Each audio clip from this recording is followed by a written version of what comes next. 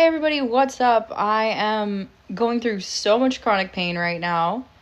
And I recently got laid off from another one of my jobs, so now I only have one more job to keep me steady, which is not what I wanted at all. Like, ooh, this filter might be too crazy too. Like, I feel like the lips are so weird. But we'll see how it goes. Nope, I don't like it. We're gonna change it. Because that'll annoy me. I hate when that happens. I'm like, I have low vision in my left eye, loves, so I can't always see things as good. And then I will like put just like a little filter on to make things, just look nicer. And I like to have like a theme of the live stream, and the filters usually kind of work for that. Do we have like a devil head? So I'm gonna talk about the movie Drag Me to Hell if you're interested. Sometimes I do movie reviews on here. This looks insane. Sometimes these filters are wild. Basically, if you don't know what Drag Me to Hell is, I like this filter because I feel like a little clown. And it works for what I'm doing. Hello, welcome in. So if you don't know what Drag Me to Hell is, it's a 2009 American supernatural horror tragedy film. Basically, pretty relevant to these times because it's very much like the plot of it is that there's a loan officer and she's like trying to prove it to her boss, right? Capitalism itself. Like, oh, I can make hard decisions.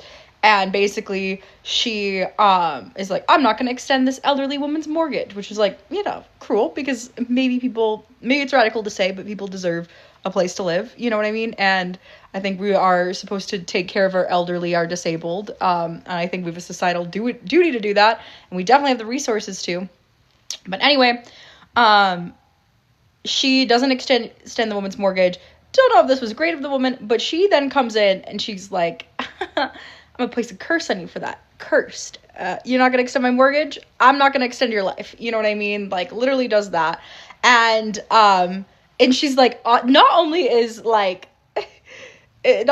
a curse, right? It's honestly a pretty short-lived curse. It's 3 days, but then she is going to be dragged into the depths of hell for all of eternity. I wish so much my little kitten that she's not even a kitten. She wasn't when she died. She was 12, but she was always a kitten to me because she just had kitten attitude, okay?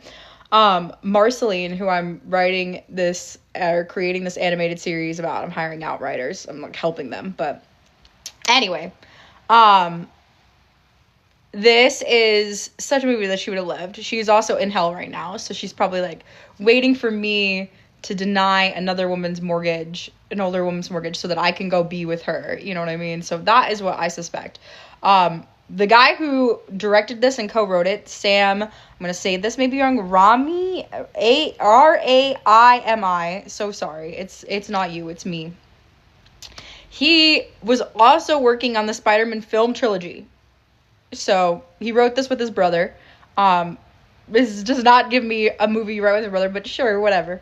It did premiere at the cons, and it grossed about $90.8 million with a $30 million budget, so nearly tripled what it was. I don't think you can make those numbers these days, maybe. I'm not sure that this movie would make it.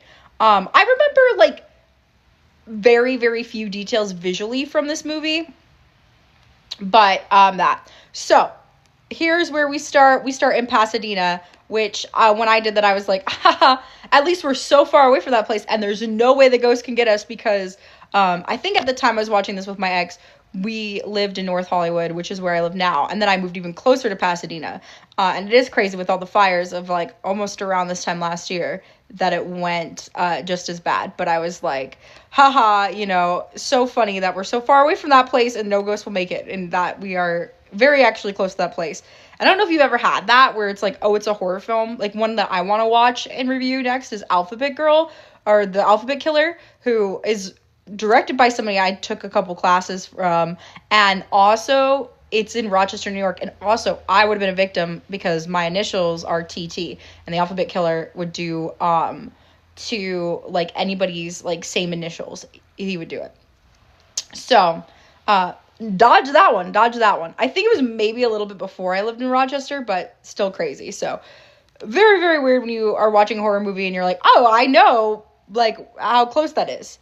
And to deny an old woman in Pasadena, like the old people in Pasadena are cool, right? You have some of your mean Malibu old and your Beverly Hills old people that might be mean, you know what I mean? Like might not be really with it, but usually everyone in Pasadena is pretty chill, even on their worst day. So anyway, again, it also is just very funny that the guy who did the Spider-Man trilogy did this. So you have this like cool shot of the scary hands at the window. Listen, I'm gonna be pretty terrible at describing a lot of the scary stuff in the movies because I often have to look away. I just can't.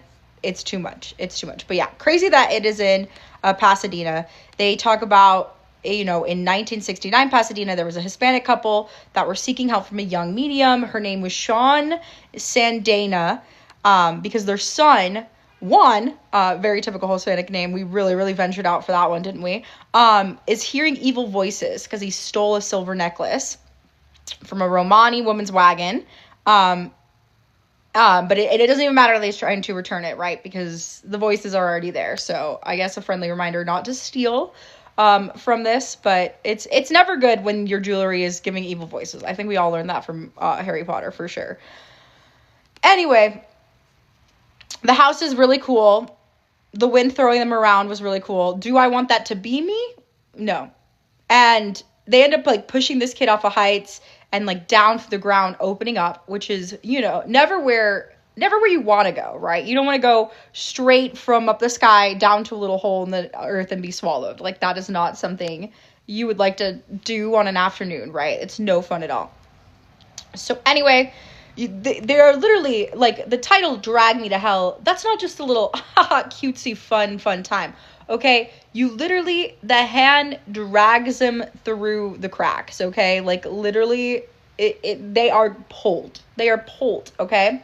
I really do like the cinematography of this, although I'm a huge Spider-Man one, so that is wild. Great, talent's not just going away.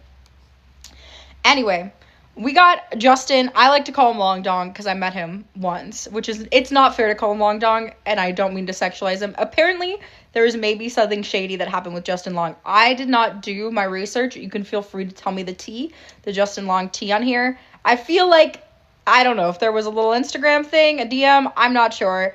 It's hard because I met him and I want to like him so much, and that might be part of the problem. But he was very, very nice when I met him.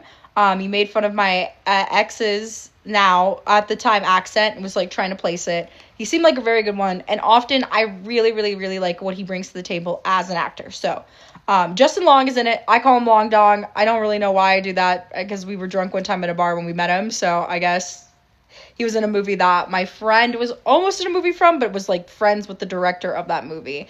And then Kate Berlat, who I love, was also in that movie. That was called After Class, which I think I reviewed. I'm not quite sure.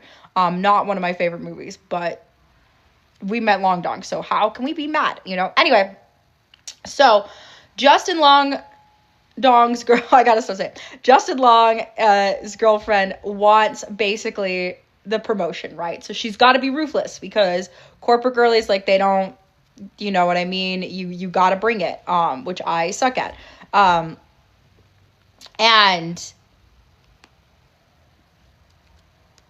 yeah, so she's all stressing about that, because she's a bank loan officer. Her name is Christine. She lives in Los Angeles, all right, living the dream. Bank officer manager in LA. So many other, I think you would make more, I mean, maybe even more exciting bank day in LA, but I think you would make more money elsewhere as a bank manager or whatever. So anyway, her boss, whose name is Jim Jacks, which I love, is like, you need to be tougher, okay? You need to be tougher. And she's got, I think, another coworker that is like constantly kind of one-upping her, and she's worried that, it's not going to go to her, the promotion. It's going to go to that guy who has it easier, you know what I mean?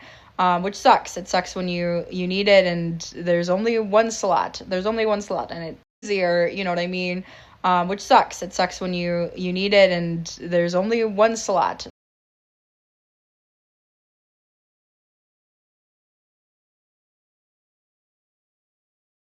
Somebody trying to call me, but I can't talk right now. But anyway, so she's like trying to get everything in this promotion. She like collects a coin. She's like fixing typewriters. She's doing it all, okay? But I don't know. When a coin comes into a horror movie, you have to pause, right? And there's definitely like, I think like the message of this is like, is money worth it? You know what I mean? At the end of the day, is cash money worth going to hell for, right? Because you can't really enjoy your cash money from the confines of hell. So we imagine. I don't know. I've never been there. And the only person I know is my cat, and she's always just going to say it's lovely. And she just had very different taste from you and I, you know? So I don't know. But anyway, so she's got to get some tough decision making, and she's just feeling like a lot, you know, like her boyfriend, her mom, they all have expectations, and they have all of this stuff, you know what I mean? And the boyfriend just kind of teases her too. Is like, oh, my mom has like expectations, like she wants you to be with an attorney, because it'll just help me with my like social career or whatever. So anyway, they like kind of make fun of each other. She's on the farm. I mean, Justin Long is like perfect typecasting for boyfriend, period. Like I love him in any sort of that role. My favorite scene with Justin Long is in New Girl when they're like doing the spank thing. We'll get on that when we do our New Girl review, which it will come. But yeah. So, oh my goodness. Anyway, we have a little bit of like hinting of like things are maybe not what they seem. Like they act like, oh, you messed up with the order, even though he did in fact ask for mayo. Gaslighting. I hate little petty stuff like that. If you're a human that does petty stuff like that, we have nothing in common and we do not need to talk. But anyway, so she's going to turn on this woman who has, unfortunately, really nasty yellow nails. She's got scary eyes. She's throwing up yellow phlegm. She ideally probably needs a house in this moment. Her teeth are out. You know, she's not a looker. You know what I mean? She maybe does not look like the most trustworthy with a mortgage. Could I tell this woman no, my own self? I'm not quite sure. She was frightening to me. You can look up her picture. But anyway, yes. So she is very disheveled. She wants a third extension on her mortgage, okay? Because she has an illness, clearly. Which is like fair, very fair. But even though Christine in her heart wants to give it to her, denies it because she's going for the money.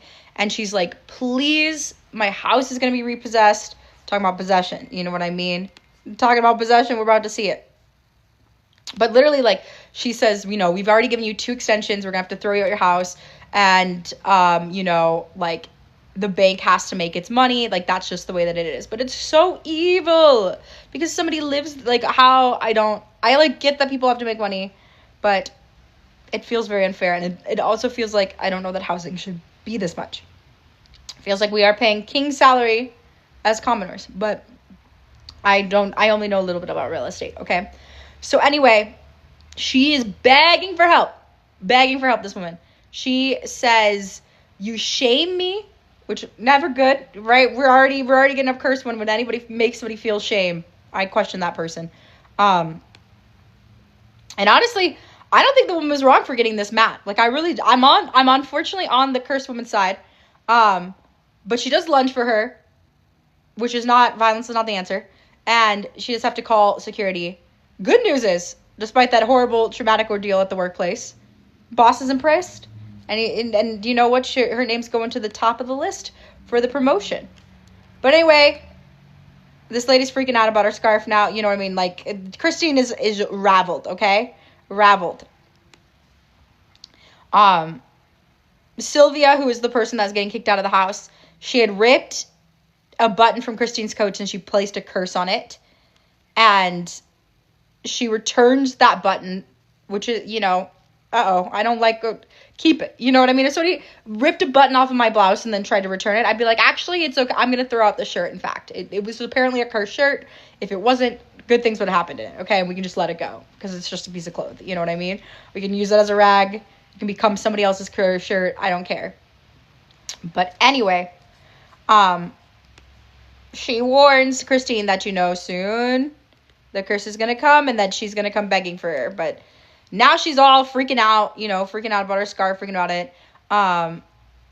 And she sees like this kind of horrible thing where the woman is a car where she's like stapling her face and trying to choke her, and she puts her seatbelt on, she just floors it into a car, and you know, there's a lot of like messed up faces, there's a lot of nasty horror.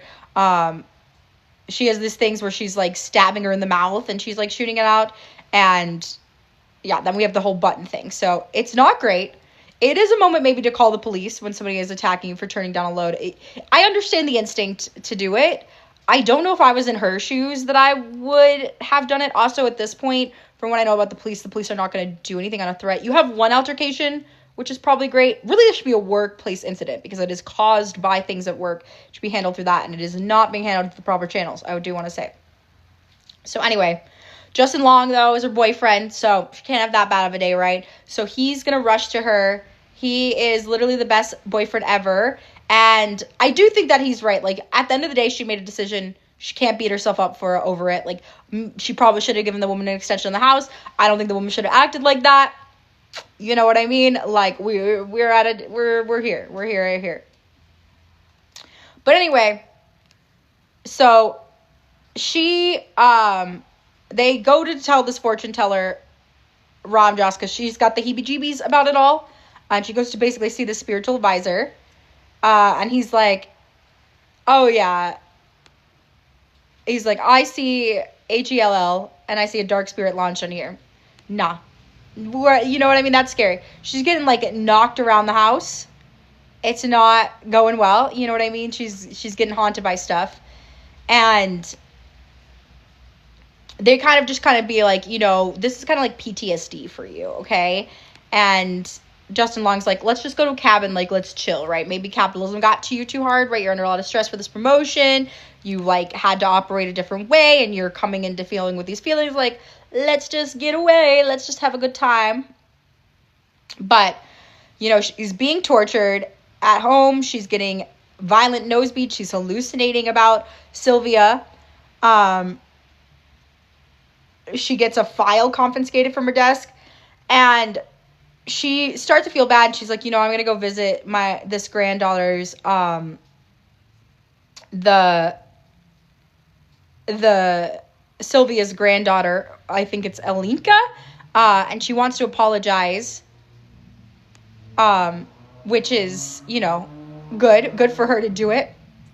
Oh, I think somebody's comments got filtered. I have to say them again.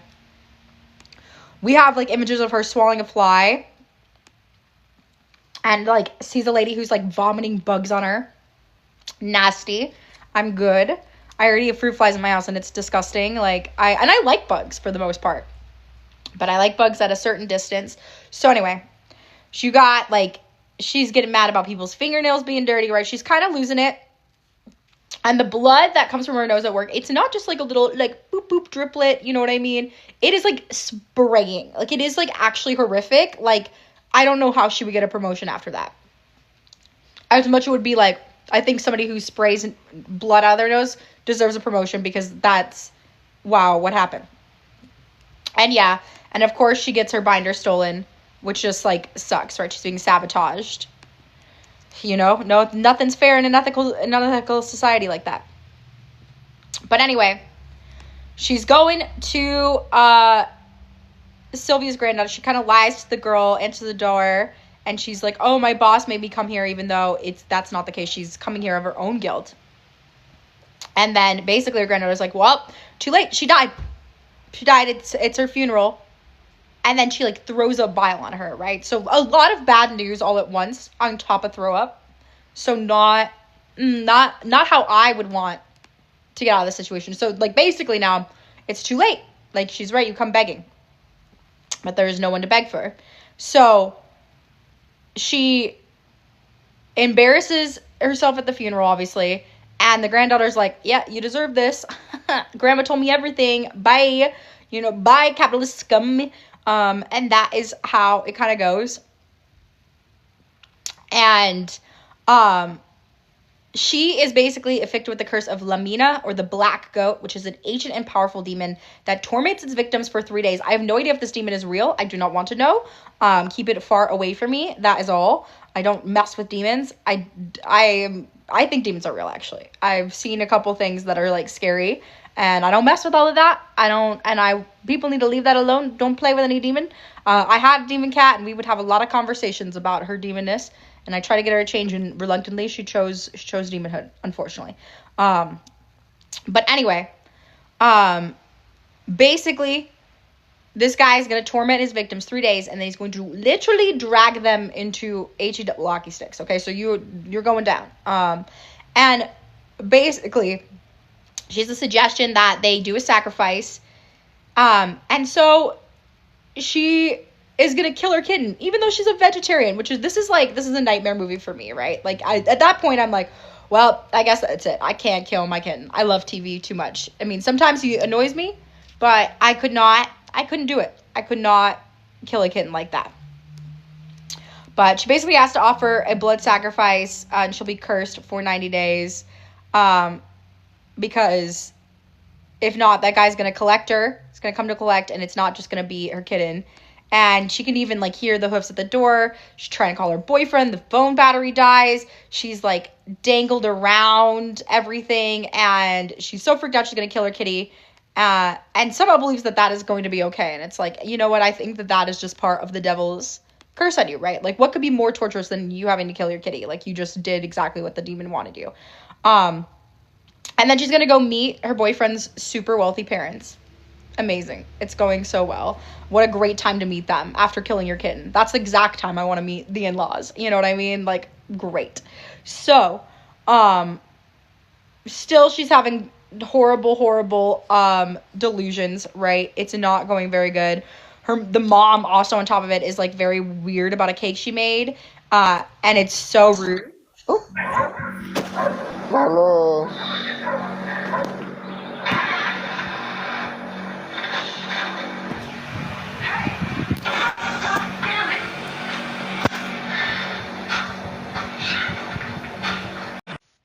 Okay, good. They figured it out. I don't like when that happens. I don't even know how that happened. But anyway, the mother is weird about a cake that he made. And the Justin Longdong's family is super, super rich in this. Like, so rich.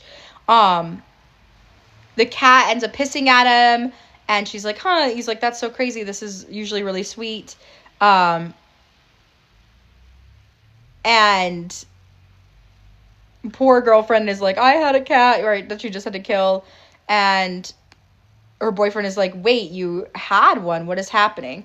And then we learn that I think that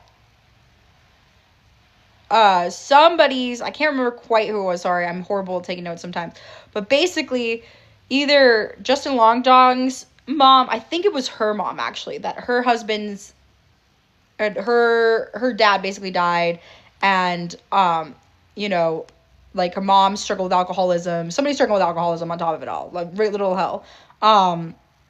But Justin Longdong's mom ends up liking her because she's like, oh, you have a backbone as a loan officer, that's really good. However, things are not going great because food is moving, and she has eyeballs bleeds, and she's, like, throwing a wine glass, and demanding to be left alone, which is not, you know, not dinner behavior that you want. She's, like, throwing up a fly, and Justin Longdong's mom doesn't know how to process all of this, and is like, maybe she's just sick of the head, maybe, who knows. But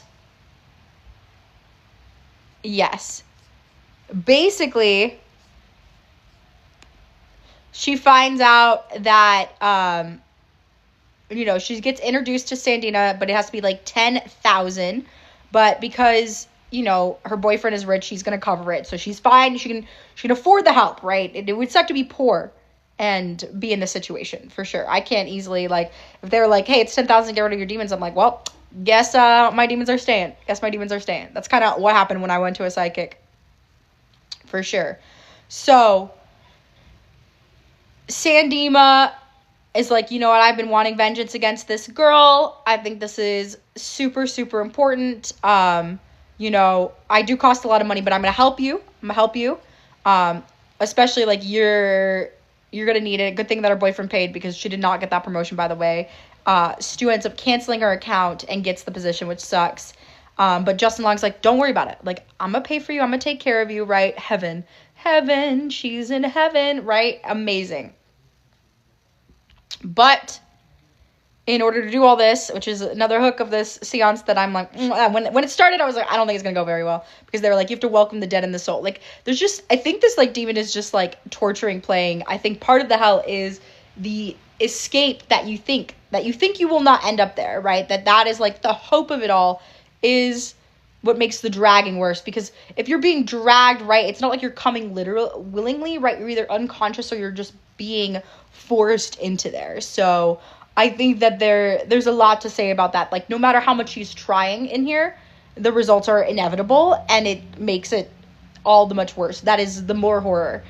So very nice for anxiety. You can tell I watch so many horror movies right now with my level of anxiety. It's going so good. Anyway, she has to welcome dead into the soul. She has to kill a goat, and the soul that is in it, and it, like, bites her hands too. However, the seance room is very beautiful. So, you know what I mean?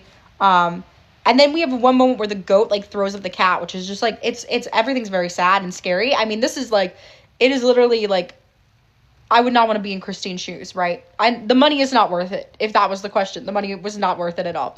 So, anyway, they want to trap the spirit into a goat and kill the animal to destroy the demon.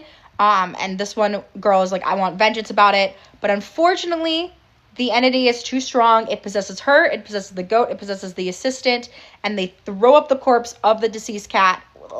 No, thank you. No, thank you. No, thank you. And unfortunately, they banish Lamia, but she ends dying. She just dies soon after, and they seal the bottle in an envelope, and they're like, you can remove the curse, but you have to give the button to somebody else and basically transfer the curse, which is pretty messed up, right? The teeth were crazy teeth. They possessed the body. It sucks that the medium died. So does she get the 10K back? Like, what happens? Where's the 10K go for the funeral expenses? Like, what's happening?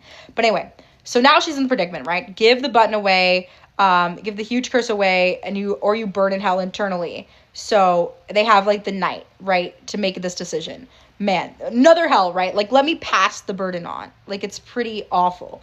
I'm thinking, it's not the best idea, right? But I'm rooting for a woman. I'm saying this, and it's not right. I don't think I would do it in the real life. But in the movie, I'm like, well, she should give the guy to the button that messed with her job, right? Like, he should go. He should be the one that gets cursed, right? Because he's a little thief. He's the real power-hungry money, right? She's just kind of emulate. She just made a mistake, like, veered off the path for a second. So anyway, she is like, you know what? Yeah, that is a good idea. She listened to me, and she was like, actually, we are going to accuse, he stole my file. He's going to meet me here, and I'm going to present this cursed button. And he somehow just convinces her. I don't understand. I don't know. She almost ran over him, who would burn in it, you know what I mean? But she ends up, she can't give it to him, which is not good. And so she's like, okay, whatever, I'm just going to let it go. Bygones be bygones. I'm not going to do this, because she learns that, like, oh, she could just give it to the dead, which, like, sure, honey. Yeah, because it's that easy, because nothing without any demons or any of this, because any sacrifice or any, like, that's exactly how every horror movie goes. And it was super easy to transfer the curse. You just put it on to the person who died anyway. Nope, it never, ever happens. So she thinks that she can do that. She gets, like, attacked by her handkerchief again, which tries to choke her. She's digging up her own grave. You got dead bodies ripping her out, grabbing her, ripping her hair. This is not how I personally want to spend my time. And I could have done without seeing these things, but my boyfriend at the time liked to watch horror films, so we did my best. But anyway, so basically, she shoves the envelope into Sylvia's corpse's mouth. And the rain ends up almost trapping her in the grave, but she manages to escape, which is, like, wild, right? To be, like, trapped into a grave by rain in Los Angeles, also, mind you. In Los Angeles. It's like right now. This is like the perfect spooky stuff. So anyway, the cross hits her on the head and she's like drowning in the grave, like a dead body, raining like crazy. But JK, like Jesus, she rises back up. She's got it. She's going to figure it out. So she goes home. It turns out that her boss, Jack, he messaged her. He's like, guess what? Steve got fired. You're the assistant manager position. Welcome, Dwight Schrute, to the office. You know what I mean? No, but like for real. And he's like, you know, the other guy's going to have to stew in his own juice. Because he stole a file. Her boyfriend's going to romantically propose to her. Gonna take the train to Santa Barbara. It's gonna be beautiful. If you've never been to Santa Barbara, this is actually a really great proposal. So, you know, long, perfect boyfriend. I said what I said. But obviously he's done some stuff that I don't know about, so don't want to invalidate that. But in terms of typecasting, good time. Anyway, unfortunately, her boyfriend done gunks it up. It was inevitable. Right, men will do this to you. So, unfortunately, she has this coat that she wants for the trip. Her boyfriend's waiting for her. He's got the ring that was proposing, everything in it. But unfortunately, he found the button in the car because he thought it was a quarter because he collects, you know, those coins like we were talking about in the earlier, right? What a setup. Like, just masterful storytelling, by the way. And it has the cursed coat button. He gives her the envelope that he thought in the car. And she thought that she got it mixed up. Basically, she gave the rare coin one to Sylvia, and unfortunately, the curse was never broken. Raggy. And Lamia is still coming for her, and she's like, oh, crap, and she basically gets hit by a train that speeds towards her, which is, like, horrible for poor Long Dong, who was just going to propose to his girlfriend, right? She literally gets dragged through hell. She went through all of that, right? That's the thing. It's the false hope that really makes the dragging all the more for this movie. And the look and horror on Justin's face is crazy. This is the scene of the movie that I remember the most. I don't remember anything else. I had deleted the files of the cat getting all of that. That makes sense. I do remember a little bit of that. Those would be like the two like compelling horror things that I think are very original, never seen done. Especially for its time, like really just like amazing horror. Even for somebody who cannot watch it, like I'm even scared to talk about this alone. But anyway, yeah. That's it. And now he has the curse button. So I don't know if that means that he's cursed as well. I mean, he's got very sad, like the love of his life just dies in it, and that is Drag Me to Hell. Traffic was not so good today. It could be that I didn't make a video. It could be that I'm not, I can't really move around as much today. But I might be doing some more videos just to get them out of my way. If you like this, let me know. If you want to do more horror movie stuff. And also, if you are coming in, you can give me a follow. You do get a free present with us today. Just for being you. You just have to DM me your address and I will send you a gift. I base it kind of on your profile, and then I have like a lot of other stuff. But that was this movie review. Thank you so much for liking the live. I think I'm going to end it just because traffic is not that great. And I'll see you next time. Bye.